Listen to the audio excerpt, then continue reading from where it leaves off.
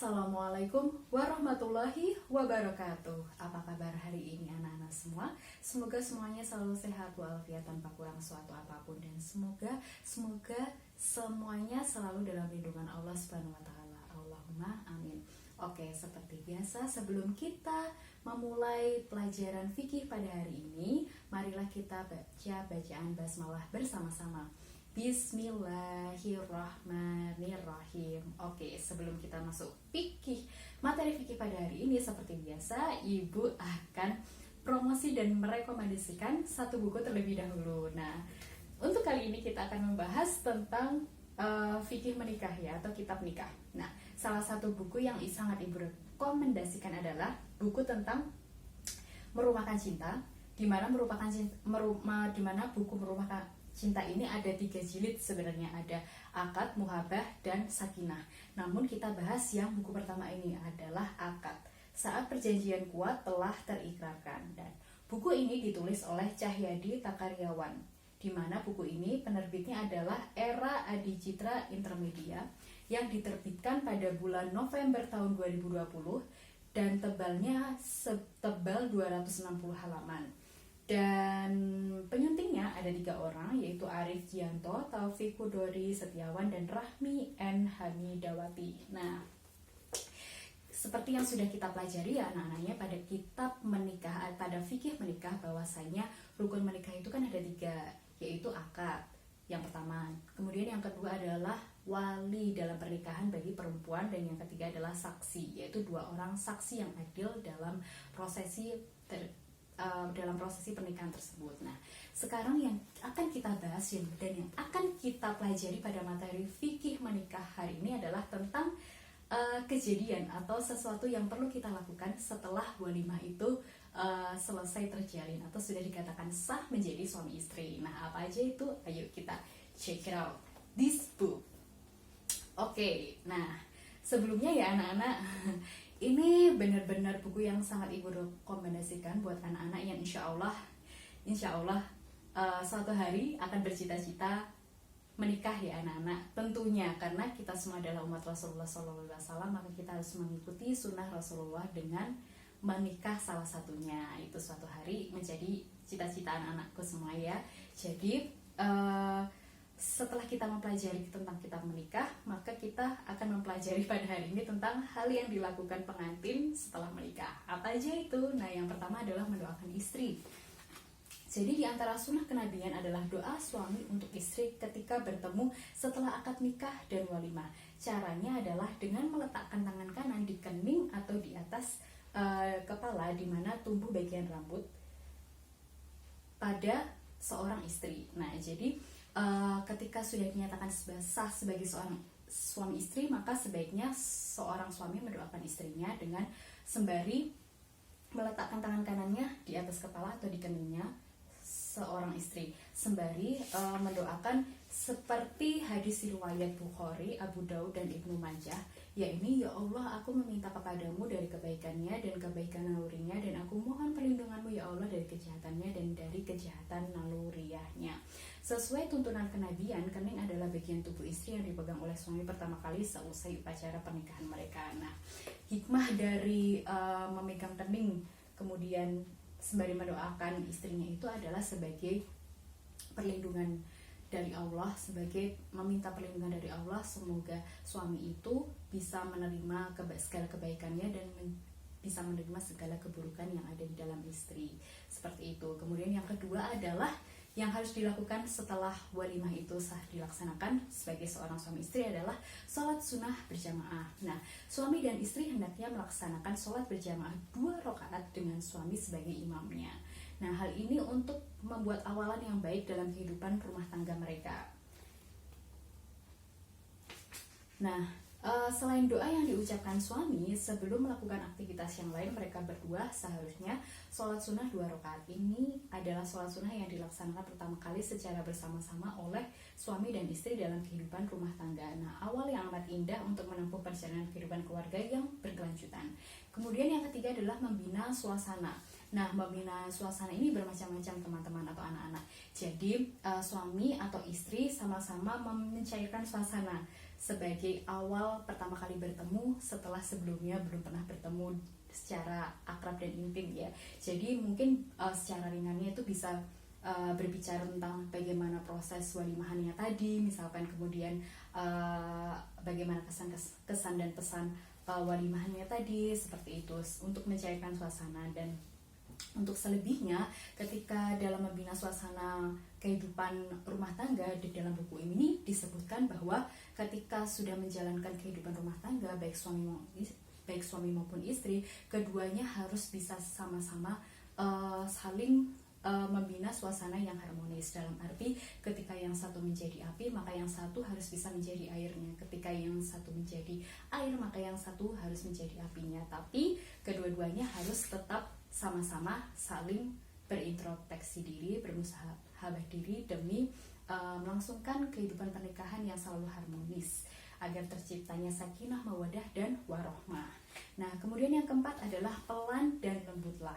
Nah, para suami hendaklah berlaku lembut pada istri dengan sikap yang tenang dan tidak tergesa-gesa dengan menyambut sang istri. Nah, suami atau istri bisa menyuguhkan hal-hal yang ringan seperti memberikan minum dan makanan kecil untuk pasangan-pasangannya. Nah, seperti yang diriwayatkan dari hadis riwayat Ahmad, Asma bin Yazid bin As-Sakan menceritakan, sesungguhnya aku mendadani Aisyah untuk Rasulullah SAW.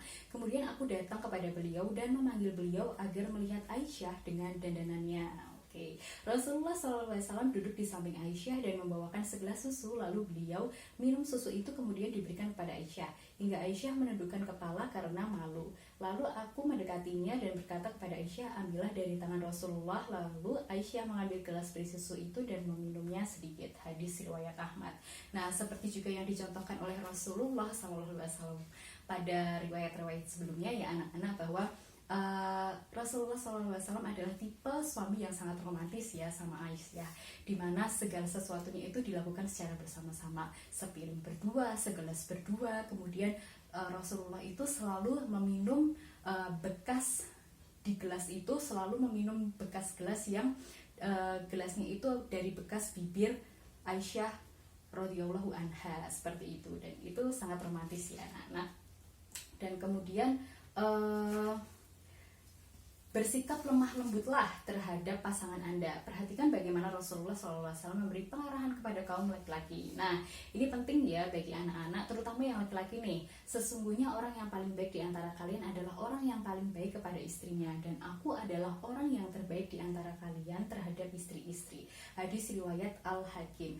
Nah, jadi di sini pesan dari Rasulullah bahwasanya laki-laki yang terbaik di mata Allah itu adalah laki-laki yang berbuat baik terhadap istrinya. Jadi seperti yang pernah kita ketahui ya dari hadis-hadis riwayat sebelumnya anak-anak, bahwasanya perempuan itu diciptakan dari tulang rusuk laki-laki. Jika kamu membengkokkannya, maka kamu akan mematahkannya.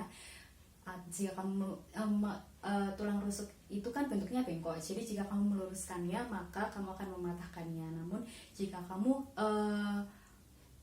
bersabar terhadap atas segala kekurangan istrimu, maka itulah keindahannya, seperti itu. Jadi terima saja kelemahan-kelemahan di dalam ya apa yang ada di dalam istrimu, dan doakanlah yang terbaik, serta bersyukurlah atas kelebihan-kelebihan yang ada pada dalam istrimu, karena kelebihan-kelebihan itu sudah cukup menutupi kekurangan-kekurangan dari istrimu.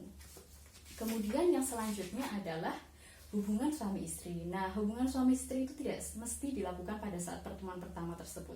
Pada prinsipnya, hubungan suami istri dilakukan ketika sudah ada kesiapan penuh dari kedua belah pihak.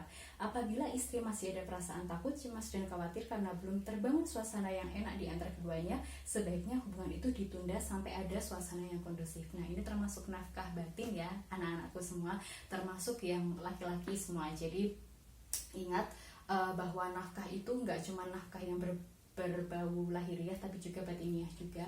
Jadi ketika dalam hubungan suami istri atau hubungan intim, maka kedua belah pihak harus sama-sama memastikan untuk kepuasan batinnya sudah sampai manakah kepuasan batinnya pun dengan hubungan intim seperti itu. Jadi keduanya baik suami maupun istri juga harus saling melihat kebutuhannya ya, apakah mencukupi atau tidak, seperti itu. Jika belum tercukupi nafkah batinnya, maka tetap harus dipertimbangkan atau misalkan dalam suatu hubungan intim, jika salah satu belum mendapatkan kepuasan, maka ada baiknya untuk dilanjutkan sampai kedua belah pihak merasakan kepuasan. Kemudian selanjutnya adalah mandi berdua dalam satu tempat. Nah, di antara sunnah kenabian adalah bahwa beliau mencontohkan mandi bersama istri dalam satu kamar mandi. Aisyah radhiyallahu anha menceritakan, saya pernah mandi berdua dengan Rasulullah dalam satu tempat yang terletak antara saya dan beliau. Tangan kami berebutan menciduk air yang ada di dalamnya. Nabi SAW menang dalam perebutan itu. Lalu saya berkata, sisakan untuk saya. Padahal saat itu kami sedang dalam keadaan junub. Hadis riwayat Bukhari dan Muslim. Mandi bersama tersebut memungkinkan suami istri saling melihat aurat mereka. Nah, hal seperti ini tidak terlarang dalam hukum agama Islam. Muawiyah bin Haidah bercerita bahwa ia bertanya kepada Rasulullah SAW, ya Rasulullah, aurat manakah yang dapat kami perlihatkan dan yang tidak boleh diperlihatkan? Beliau SAW menjawab, jagalah auratmu itu kecuali terhadap istri dan hamba sahayamu. Hadis riwayat Ashabus Sunnah kecuali Nasai. Nah, seperti itu.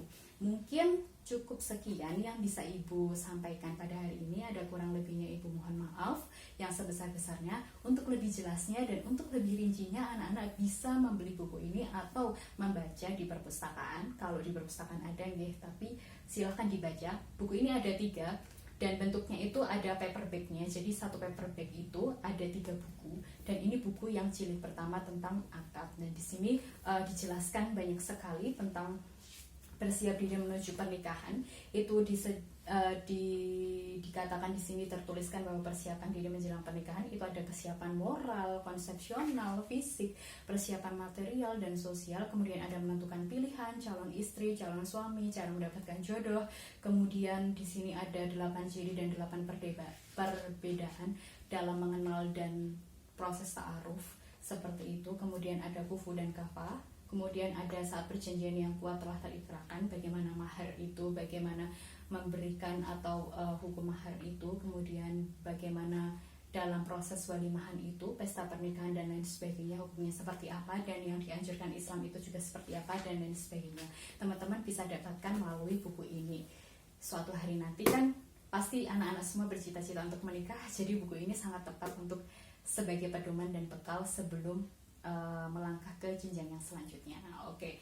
Mungkin cukup sekian dari Ibu. Ada kurang lebihnya mohon maaf yang sebesar-besarnya. Ibu akhiri bila taufiq wal hidayah. Wassalamualaikum warahmatullahi wabarakatuh.